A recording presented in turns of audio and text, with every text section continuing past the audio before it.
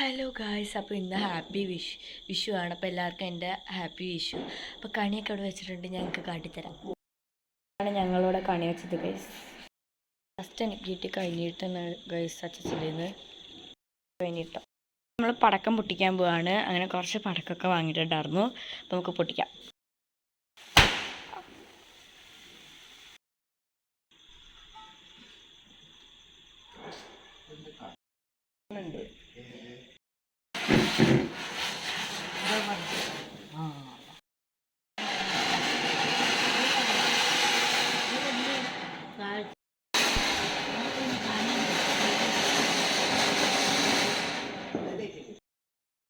മുണ്ടോദിക്ക്